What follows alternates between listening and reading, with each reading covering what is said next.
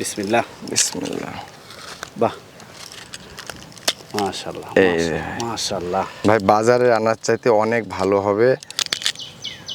আল্লাহু আকবার। দর্শক, দেশে উৎপাদিত আনার এত সুন্দর হবে এটা কল্পনা করা যায়? আলহামদুলিল্লাহ আলহামদুলিল্লাহ। আমাদের সমাজ ব্যবস্থাটা এমনভাবে গঠিত হয়েছে যেন কোনো ফ্যামিলি চায় না যে আমার শিক্ষিত ছেলে সে কৃষিতে দেখ, সবাই চায় চাকরি বাকরি করা। এখন আমার প্রথমে তো আসলে আমার বাবা মা অনেক আমাকে হেল্প করেছে, যেহেতু আমের বাগান ছিল আমাকে কেটে এটা করতে হয়েছে আমার, কিন্তু পারিপার্শ্বিকভাবে আমি খুব হ্যারেজ হয়েছি আর কি। এটা সবাই হবে, এটা আমার কাছ থেকে চারা নিয়ে যাও যদি লাগান, সবাই এরকম, আমাদের সমাজ ব্যবস্থাটা এরকম, আমরা হ্যারেজ আমরা হবই। এখন তো অনেক এলাকার মানুষ এসে বাহাবা দেয়, বাইরে থেকে বাহাবা দেয়, ভাই তুমি করেছো তো, এখন অনেক নিষ্পাত দেয়, কিন্তু আমার শুরুটা কিন্তু অনেক কঠিন ছিল ভাই। এমনকি আমার কাছে মানুষ কাজে আসে নাই, যেন আমি পাগল হয়ে গেছি। এটা কিন্তু আমার বাস্তব অভিজ্ঞতা। আমি মানুষকে কামে ডাকলে বলে যে ওর পাগলের বাগানে কেটে যাব। এখন কিন্তু ভাই ওরা এসে আমার কাছে কাজের লাগি বসে থাকে। আসসালামু আলাইকুম বন্ধুরা, কেমন আছেন সবাই? দেশ এবং দেশের বাইরে যে যেখান থেকে এই মুহূর্তে আমাদের আজকের এই প্রোগ্রাম দেখছেন, সকলকে স্বাগত জানাচ্ছি। দর্শক, আনারের রাজ্যে ঢুকে পড়ছি। আমার আশেপাশে ফল দেখে বুঝতে পারছেন নিঃসন্দেহে আমাদের দেশের মাটিতে উৎপাদিত ফলের সমারোহটা কেমন হতে পারে। দর্শক, এই মুহূর্তে আমরা অবস্থান করছি রাজশাহী জেলার চারঘাট উপজেলার হলদিগাছি বাজারে। দর্শক, আমরা এই মুহূর্তে চলে আসছি স্মার্ট অ্যাগ্রো ফার্মিংয়ে। এই ফার্মের উদ্যোক্তা শিবলি সাদিক শুভ ভাই। তিনি একটা সময় পেশাগতভাবে অন্য কাজের সাথে জড়িত ছিলেন। কৃষির প্রতি ভালোবাসা এবং মহব্বত থেকেই গড়ে তুলেছেন আনারে বাগান। শুরুটা হয়েছিল একটি গাছ থেকে। বাইরে ঘুরতে গিয়ে একটি গাছ নিয়ে এসেছিলেন, সেই গাছ থেকে চারা তৈরি করে নিজেই বিশাল বড় একটি বাগান গড়ে তুলছেন। কল্পনা করা যায় দেশের মাটিতে এত সুন্দর ফলন ফলানো সম্ভব? দর্শক বন্ধুরা, এটি সত্যি এবং এটিই বাস্তব। আমাদের দেশের মাটিতে এখন এই সুন্দর আনার ফল উৎপাদিত হচ্ছে। যে ফল এখন আমরা দেখতে পাচ্ছি, আশা করা যাচ্ছে দেশের এই উৎপাদিত আনার আমাদের দেশে যে ফলের চাহিদা তার কিছু অংশ পূরণ করবে। আনার একটি উচ্চ মূল্যের ফল। অনেক উদ্যোক্তারা এখন পরিকল্পনা করতেছে ভিন্ন কিছু করার। তো সেই জায়গা থেকে আমার মনে হয় যে শুভ ভাইয়ের এই আইডিয়াটা তাকে অনেকটা লাভজনক করে তুলবে। বিগত 2.5 বছর থেকে ফল পাচ্ছে, মোটামুটি ভালো বাজার দাম পেয়েছে, এখনও আনারের ভালো বাজার দাম পাচ্ছে। যদিও এই সময়টাতে সিজন না, সিজনে এই গাছগুলোতে ভরপুর ফল থাকবে। অফ সিজন আমরা এসে দেখতে পাচ্ছি এখনও গাছে প্রচুর পরিমাণে ফল। তবে যে পরিমাণ ফুল এবং কলি এসেছে, এই গাছগুলোতে যে ফল আসবে আগামীতে একটি বিশাল রূপ ধারণ করবে। তো আমরা সেটিও পরবর্তীতে আপনাদের দেখাবো। আজকের পর্বে আমরা জানার চেষ্টা করব তিনি কিভাবে এই আনার চাষে আসলেন, কেন আনার চাষে উদ্যোগ নেওয়া। রাজশাহীতে প্রচুর পরিমাণ অন্য ফসল চাষ হয়, সেগুলো না করে ভিন্ন ধরনের এই উদ্যোগের গল্প জানানোর চেষ্টা করবো। সেই সাথে আনার চাষটি কিভাবে করতে হয়, এর বিশেষ পরিচর্যা কি পরিচর্যায় এত সুন্দর ফলন ফলানো সম্ভব, সেটিও জানার চেষ্টা করব। আশা করছি যারা কৃষিতে কিছু করতে চাচ্ছেন, বিশেষ করে একটু উচ্চমূল্যের ফল চাষ করতে চান, তাদের জন্য আজকের ভিডিওটি গুরুত্বপূর্ণ হবে। চলুন শুরু করা যাক।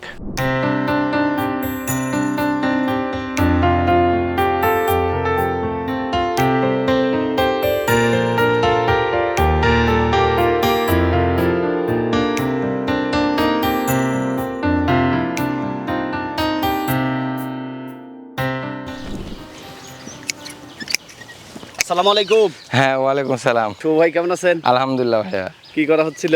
এই বাগান একটু পরিচর্যা করছিলাম আর কি। মাশাআল্লাহ, এত সুন্দর ফল হয়েছে। জি আলহামদুলিল্লাহ। ফুল এবং কলি দেখে তো মনে হচ্ছে যে আরো প্রচুর ফল হবে জি, ইনশাআল্লাহ। এটা হলো ডাল সিজনের, মানে এটা অফ সিজনের, আর ফুল যেগুলো এগুলো সব সিজনের। এখনো তো অনেক ফল আছে ভাই। জি জি, তাও এক এক গাছে 4 কেজি 5 কেজির প্রোডাকশন ইনশাল্লাহ হবে এখনো? জি। এর আগে আমরা 8 কেজি 10 কেজি করে বিক্রি করেছি। এখন যে ফুলগুলো আছে এগুলো জুন জুলাই প্রায় সর্বনিম্ন হলেও 10-15 কেজির উপরে যাবে ইনশাল্লাহ। এই গাছের বয়স কতদিন? এই যে ভিতরেও তো ফল আছে দেখতে পাচ্ছি। এটা 2.5 বছর মতো বয়স হচ্ছে আর কি এই গাছ। আচ্ছা, এগুলো হারভেস্ট করবেন কবে? হারভেস্টের মতো এখনো হয় নাই, প্রায় ইনশাল্লাহ ঈদের পরে করবো আর কি। চলুন, ভিতরে তো গাছ দিয়ে ভরপুর করে ফেলছেন। জি জি। আচ্ছা, আনারটা কোন জাতের? এই আনারটা হলো আপনার ইন্ডিয়ান মহারাষ্ট্রের সুপার ভাগুয়া। সুপার ভাগুয়া? জি, অনেক ধরনের জাত আমাদের বাজারে আছে, বাংলাদেশেও আছে, কিন্তু আসলে এই সুপার ভাগুয়াটা রোগ প্রতিরোধ ক্ষমতা বেশি। অন্যান্য জাত আসলে ছাদের জন্য 2-1টা বেরেলে করলেন, সেটা আলাদা রিজন, কিন্তু বাণিজ্যিকভাবে সুপার ভাগুয়া বা ভাগুয়ার মানে কোনো বিকল্প নয়, কারণ এটা রোগ প্রতিরোধ ক্ষমতা বেশি। আমাদের দেশে যেহেতু বৃষ্টি বেশি হয় ভাই, সেক্ষেত্রে তো আপনার ওই পচনটা লাগে বেশি। এখন সুপার ভাগুয়াটা তাও বাণিজ্যিকভাবে বিক্রি করতে পারি। অন্যান্য জাত আছে থাই, রিমন, মৃদুলা, অনেকে ছাদের জন্য নেয় 2-1টা চারা এর জন্য রাখা, কিন্তু কিন্তু আমার বাণিজ্যিকভাবে এটা আমার সুপার ভাগাই করা, এটাই আমার প্রায় 250-র উপরে গাছ। তো বিশেষ পরিচর্যার মাধ্যমে হয়তো এত সুন্দর ফলন ফলানো সম্ভব জি, তাই না? জি। কি এমন যত্ন নেন? না, আনারের আসলে অন্যান্য আবাদের সাথে ফলের সাথে একটু ডিফারেন্ট। সেটা হলো আনারের রোগ হওয়ার আগে আপনাকে এটা ট্রিটমেন্ট দিতে হবে, তাহলে এটা আপনি মেনটেন করতে পারবেন। তো ইনশাল্লাহ আমরা মানে ফল কিভাবে হয় না হয় এটা আপনার শিডিউল বানাই ফেলেছি, ইনশাল্লাহ ওইভাবে দিলে ইনশাল্লাহ হয়ে যায় আমাদেরকে। তো একবারে খুঁটি দিয়ে রাখতে হয়েছে। জি, জি, প্রত্যেকটা গাছে ফুটি দিয়ে রাখতে হবে, না হলে আসলে ভেঙে যাচ্ছে। কিছু চারা করছেন মনে হচ্ছে। জি, কিছু চারা আছে, অনেকেই চাচ্ছে যে আমি একটু স্টাডি করি, এটা সব আমি নিজেই করার চেষ্টা করি আর কি। দর্শক, দেশের মাটিতে এরকম ফল হবে এটা কি আশা করা যায়? এই ডালগুলোতে তো প্রচুর ফল হবে। জি, প্রচুর ফল হবে ভাই। এখানে কতটুকু জায়গা আপনার? এখানে আমি 2.5 বিঘা মতো আছে আর কি, 33 কেজি। কতগুলো গাছ আছে? এখানে আমার ছোট বড় মিলাই এখন 300 গাছ মোটামুটি। যদিও রমজান মাস, ফল তো খাওয়ার ইচ্ছে করবে। তারপর হারভেস্ট করে একটু দেখাই কালারটা। কালার দেখাবে? হ্যাঁ। আচ্ছা দেখেন, দর্শকরা আচ্ছা। দেখবে। দর্শক, এটা কিন্তু দেখলে খেতে ইচ্ছা করবে, কিন্তু খাওয়ার কোনো সুযোগ নাই। আমরা রমজান মাসে এসেছি, জি। অত্যন্ত ধৈর্যের সাথেই কাজটা করা হচ্ছে, কারণ আমি রাত থেকে নিয়ত করেছি যে ফল দেখবো, খাওয়ার ইচ্ছা করবে কিন্তু খাওয়া যাবে না। এটাই হচ্ছে সিয়াম বা সাধনা। বিসমিল্লাহ। বিসমিল্লাহ। বাহ, মাশাআল্লাহ, এই যে। মাশাআল্লাহ। ভাই বাজারে আনার চাইতে অনেক ভালো হবে। আল্লাহু আকবার। দর্শক, দেশে উৎপাদিত আনার এত সুন্দর হবে এটা কল্পনা করা যায়? আলহামদুলিল্লাহ, আলহামদুলিল্লাহ। আমরা যে বাজারে যেটা কিনি তার জি। থেকে তো অনেক সুন্দর। অনেক সুন্দর ভাই, আর এটা তো টাটকা খাওয়ার কারণে মানে অনেক সময় বাইরে থেকে যেগুলো আসে একটা বিচি নষ্ট থাকে, সব গন্ধ হয়ে যায়। এটা কিন্তু সব অর্গানিক, মানে খাইতে খুব টেস্টি। পরিপক্ক হয়েছে কিভাবে বোঝা যায়? এটা পরিপক্ক আরো কয়েকদিন আগে হয়েছিল, যখন এদের ড্রাই হওয়ার একটু শুরু হয়েছে। আচ্ছা আচ্ছা। তো মোটামুটি পরিপক্ক এটা হয়ে গেছে। কালারটা দেখেন, সব একবারে রেড চলে এসেছে। এই গাছে কি আরো ফল তোলার মতো হয়েছে? না ভাই, এটা এখনো এগুলো হয়নি ভাই। এটা হয় নাই না, দেরি হয়। ফল পেয়েছেন কত বছর থেকে? মানে আমি 6 মাস পর থেকে ফল পাচ্ছি, মানে 2 বছর থেকে ফলই বিক্রি করছি ভাই। আর এই বাগানে ইনশাল্লাহ এক গাছে ভাই আমার প্রায় 15 কেজি তো আশায় লাগে। এবং আপনি দেখেন যে যদি 10% বা 5% ফুলও যদি টিকে, তাও আপনি দেখেন যে কতগুলো হবে। এই যে নেট জাল দিয়ে দিয়েছেন কেন? এটা দিয়েছি, পাখিতে অ্যাটাক দিচ্ছিল, এখন মোটামুটি কন্ট্রোলে আছে। জি, জি। এটা তো এখনো 3-4 কেজি ফল আছে না? হ্যাঁ, 4 কেজি তো অবশ্যই হবে। এগুলো সব আপনার হাফ কেজি 400 গ্রাম ওয়েট আসবে। বাজার মূল্য কেমন পাচ্ছেন? বাজার মূল্য আমরা বিক্রি করছি এগুলা 400 টাকা কেজি, 500 টাকা কেজি। বাগান থেকে? জি, বাগান থেকে একবারে। তবে বাজারে গেলে কি দাম বেশি পাবেন না এরকম? এখানে থাকলে আসলে একটু কম বিক্রি করলেও ভোক্তারা কম দামে খেতে পারলে এবং মজাও লাগে, সবাই এই বাগান থেকে নিয়ে যায়। আর বাজারে গেলে তো এর দামটা বেশি হবে। বাজারে গেলে হয়তো বা 250 টাকা এদিক ওদিক কম বেশি হইতে পারে, তবে আমরা এখানে বেচাটাই আপনার ভালো লাগে আর কি। মাশাআল্লাহ, দর্শক, এই গাছটাতে আরো প্রচুর ফল। এগুলো আসলে আপনার ওই সানবার্ড লাগবে বিথায় আমাদের ওই যে এগুলো কাটিং করি নাই, তো কয়েকটা গাছ এমনি কাটিং করে একটু আনারগুলো দেখাচ্ছে আর কি। বাইরে মানে ভিতরে ফল আছে, যদি পাতা কেটে দিতেন তাহলে হ্যাঁ, ফল থাকবে। প্রত্যেকটা গাছে এরকম 4-5 কেজি করে আছে। রোদের তাপটা কম লাগতে হবে। জি, রোদে পড়লে ওই যে আপনি একটু কালারটা ডিসকালার হয়ে যায়। গাছগুলো লাগিয়েছিলেন কতদিন ধরে? প্রথমে স্টাডি করার জন্য 7 হাত পরপরও দিয়েছি, কিছু 12 হাত পরপরও আছে। তো এখন যা আমার যে স্টাডি 6x5 বা 6x6 দিলে গা সবচেয়ে বেটার হয় আর কি। একবারে নিচ পর্যন্ত এগুলো ধরবে তাই না? জি। কিছু ফুল কি নষ্ট হয়ে যায়? এবার দেখা যাচ্ছে আমরা 10% ফুল বা 5% ফুল তুললে আসলে এই গাছে আসলে ধরে রাখতে পারবে না।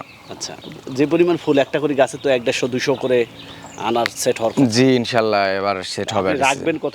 আমার এই বছরে রাখার ইচ্ছা আছে 70 থেকে 80 পিস রাখার পরে আমি এগুলো সব ভেঙে দেবো। বাকিগুলো ভেঙে দেওয়ার কারণে আসলে অ্যাকচুয়ালি আমার এই দুফলা এখন যেটা হচ্ছে এটা হচ্ছে আমার। আর এই বাগানটা শুরু হলো কিভাবে? এটা আসলে মূলত আমি ইন্ডিয়াতে একটা কাজে যাই, যে আসলে আপনার শখের বসে একটা গাছ নিয়ে এসেছিলাম।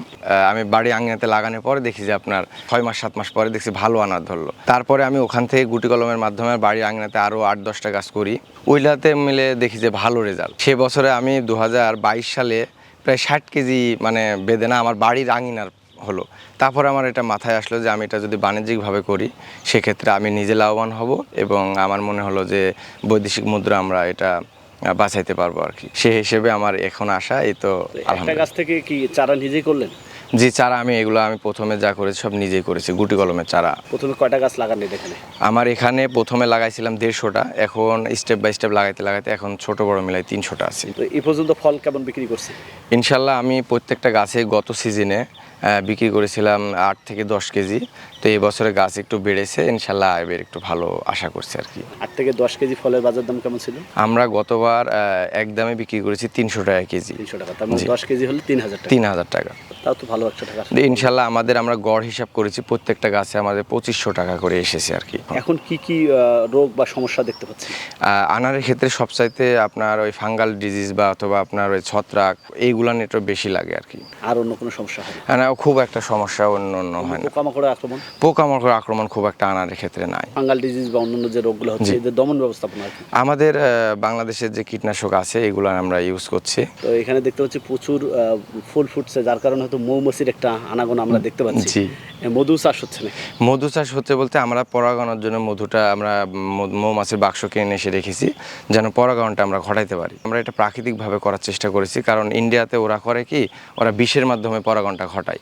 তো আমাদের দেশে যেহেতু ওই ধরনের ফার্টিলাইজার নাই বা ওই ধরনের নাই, এর জন্য আমি এটা আপনার মৌমাছি দিয়ে এটা পরাগন করানোর জন্য চেষ্টা করছি। এই জমিটাতে আগে কি হতো? এই জমিটা টোটালটাই আমের বাগান ছিল। এটা আমের বাগান কেটে, আপনি তো জানেন যে আমার রাজশাহীতে সব জায়গায় আমের বাগান, এটা আমের বাগান থেকে কেটে আমি বেদানা বাগান এখন করেছি। আমের মাটিটা কেমন মাটি? এটা আপনার আঠাল মাটি টাইপের, কিন্তু আনারের ক্ষেত্রে ভাই মাটি কোনো সাবজেক্ট না, আসলে পানি যেন না বাঁধে বর্ষার টাইমে, এই বিষয়টাই শুধুমাত্র এটা দেখা লাগে। একটা বাগান করতে আসলে অনেক পারিপার্শ্বিক অনেক বাধার সম্মুখীন জি হতে হয়। জি।